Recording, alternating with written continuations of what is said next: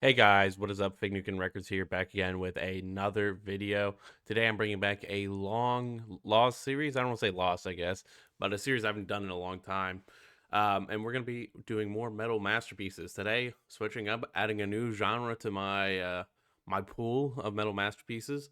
I guess you could say this is similar to another one. If you want to say Merciful Fate is black metal, kind of a stretch, I'd say. But yeah, today we're going to be doing At the Heart of Winter by Immortal.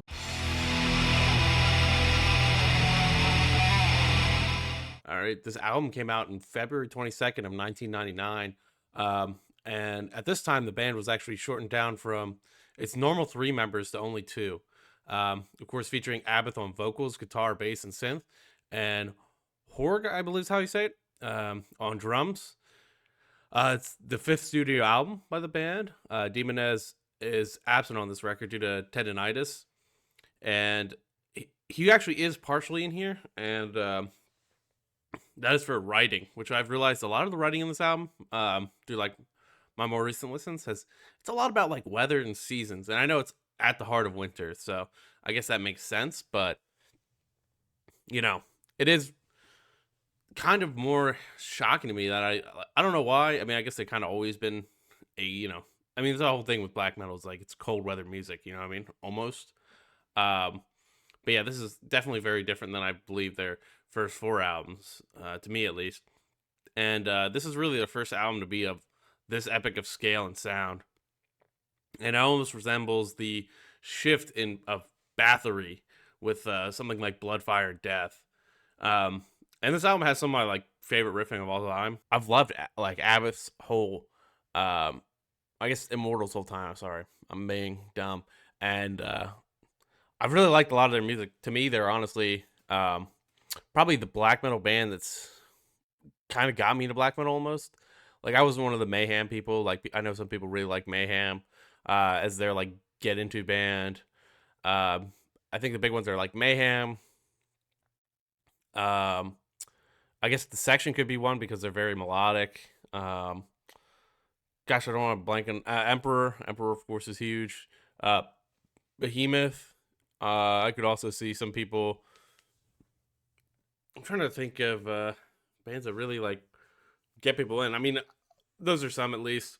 Agalak, you could say if you like into that more folky style of stuff. Which I love Agalak. And I was actually kind of debating between a couple albums that Agalak had one or two of them that I was thinking about doing this video on. But I was like, maybe I should go for more like pure black metal to start it out.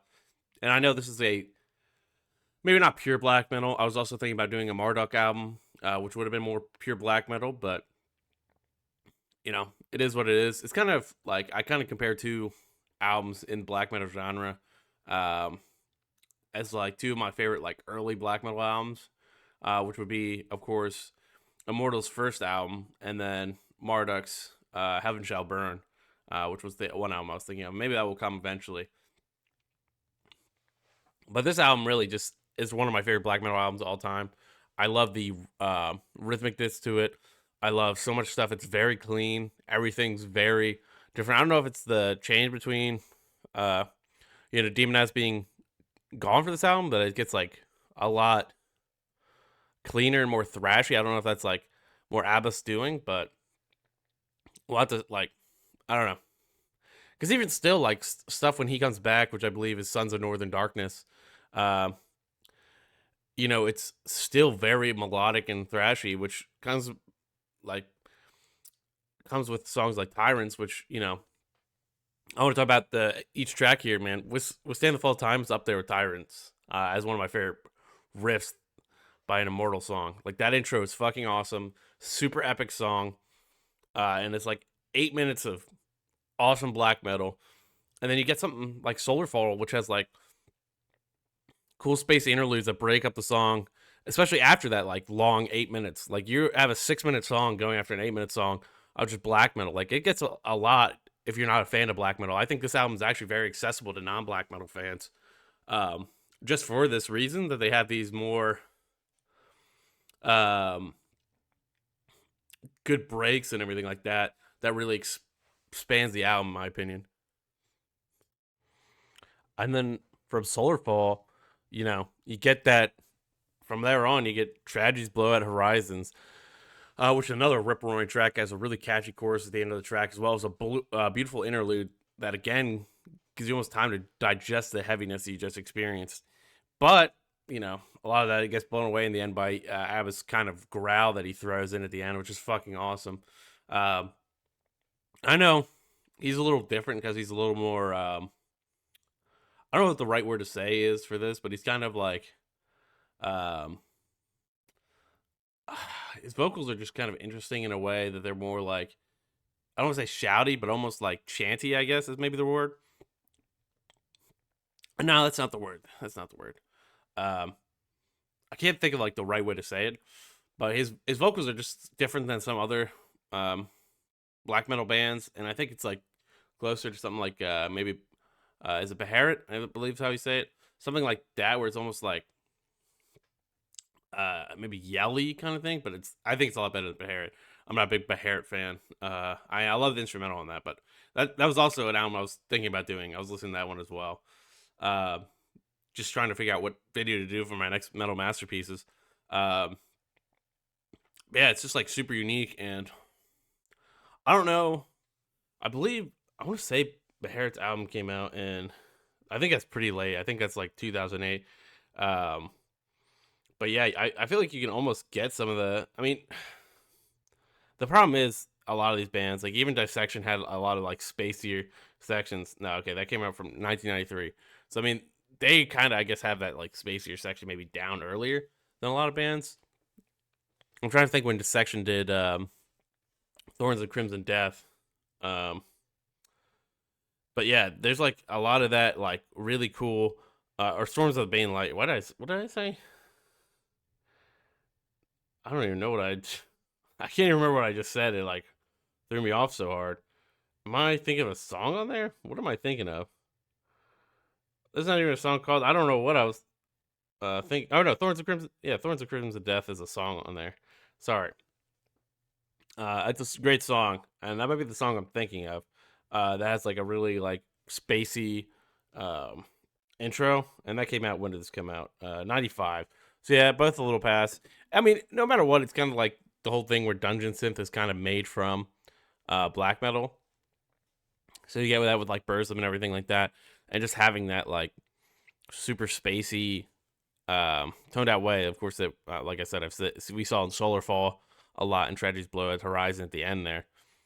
Um, and it really like separates. I love like those kind of albums, and I think this album is probably one of the best made. I guess Dissection is really well made as well with their album.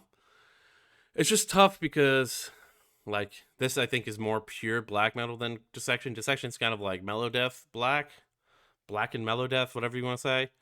Um, and they're really awesome. I love Dissections like a fucking shit ton, but I think they push more away from black metal than a lot of the early black metal bands did at that time, and more went down the route of something like Death or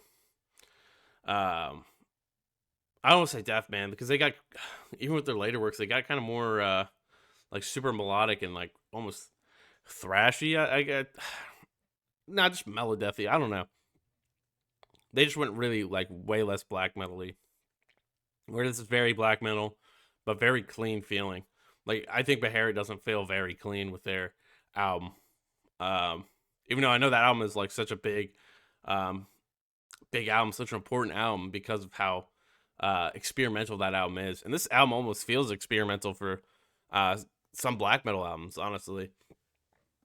Um, maybe not as experimental as some others, of course. Like no matter what, you're gonna have some bands that like had stuff like just very dungeon synthy at the time. Maybe like I'm trying to remember, Summoning would have been around this time.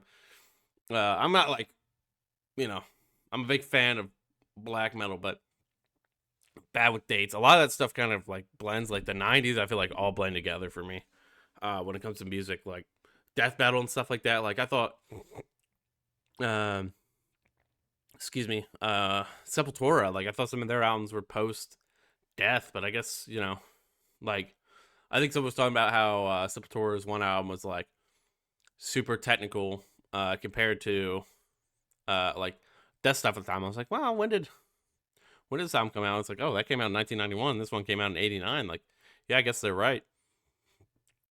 But yeah, it's kind of hard to see where a genre progresses from because so many people have different takes of that genre and like really progress it in different ways. And I think this album just does it really well. Everything, maybe it's not the first to do anything it does, but it just does it all very, very well.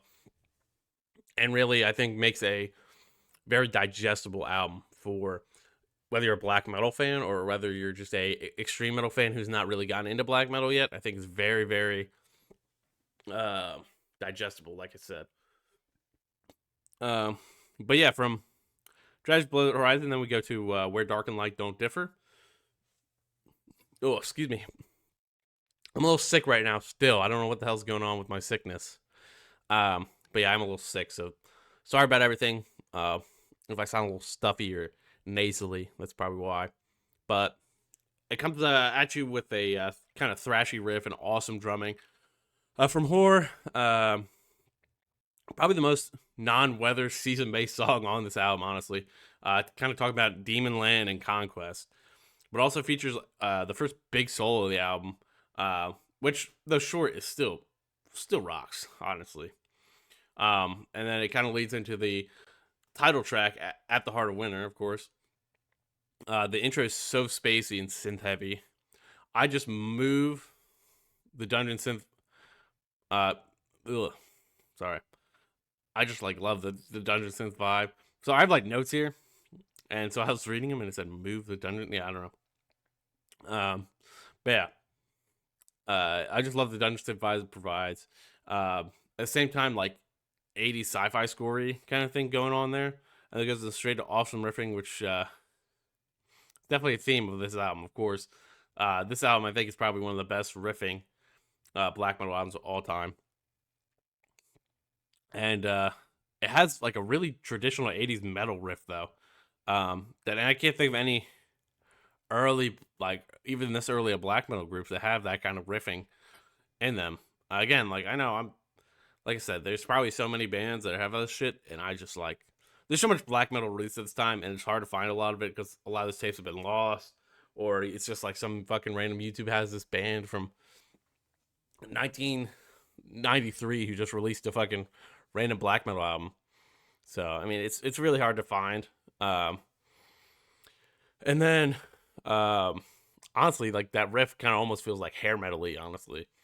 But it's definitely one of the most varied tracks on the album, giving a lot of different sounds with the guitar, and you get a lot of cool riffs, solos, and so much. It's crazy to listen to compared to like the previous albums. Like I said before, like it sounds so different. Just this song, like if you just take this song and like compare it to fucking the first four, completely different. I don't think if you would have like listened to that first album, and I dropped this album, but like oh my gosh, listen to the new Immortal, like it's crazy, dude. Of course, that probably would never never happened at this time, but uh, yeah, I don't think anybody would have been like, "What?" They would be like, "What the fuck? Like this isn't Immortal. Like this is crazy. This doesn't sound like him." Um, but I will say the last song, I kind of wish that "At the Heart of Winter" was the last song because it feels like more of a song ending. I think the theme of Years of Silent Sorrow really works, but I just don't think maybe it's as good of a ending one. But yeah, the early rhythm guitar really gives me like a Monsters theme or just like that classic kind of Halloween song vibe. I don't know why, but it really just does. And the bass in this track is really cool. It might be the only song on the album that has like bass that really pierces through the rest of it. And I really fucking dig it. Um, I don't think like yeah, like I said, I don't think bass is very prominent on here. Um, one problem I do have with the track is like I said, the ending. I just yeah, it's not sonically as good is my big thing about that. Just don't dig it as much. But overall, like this album for being a good what is it? It's a good 6 songs. And I think it's like 45 minutes, man. It kicks ass all that time. Each song is long, epic, and really puts a great fucking black metal-y northern vibe to it. Um, which is what you want, right? Like you almost want that if you want to have that like I'm trying to think of the right word without sounding like insane. Um, you just kind of have like going down like the heathen vibe, I guess. But not like you don't want like always just want Viking metal. You know what I mean? Sometimes you just want to be like, damn, I want to see this fucking crazy shit go on. And I think this album does that perfectly. Of course, I think I'd give this album a man. I know I don't know how I was rating this before. I can't remember, but I think I'd give this album a solid. This is probably like one of my favorite black metal albums. I'm gonna give this a 9.5 out of 10. It's damn near perfect. Um, I know some people don't like Abbott's vocals, like or you know what I mean. It could be like not as much your jive with black metal as honestly. I didn't talk about this, but he's not my favorite black metal vocalist. Uh, to me, it's really the instrumentals that really kick ass on here. As I prefer like stuff. I'm trying to think of like who my favorite black metal singer is, man. That might be have to do a video I do is top 5 black metal singers, honestly, because it's really hard. But yeah, it's not exactly my style. I still really like it, and it's kind of the way I've like when I've practiced black metal vocals, I actually practice more like Abbathy style. So that's kind of I still love it. Like it's not bad. It's just maybe not my style. So I think it's really good for what it is. I think it's a lot better than like Beharit and stuff like that. But it's still definitely maybe not everybody's taste, and maybe that's why some people wouldn't get into this album. But I still think this album's like perfect for beginners. Um, but yeah, I think it's a metal masterpiece. Let me know what y'all think down in the comments. Drop a like, subscribe, turn on the notification bell for more. That's all for today. Peace.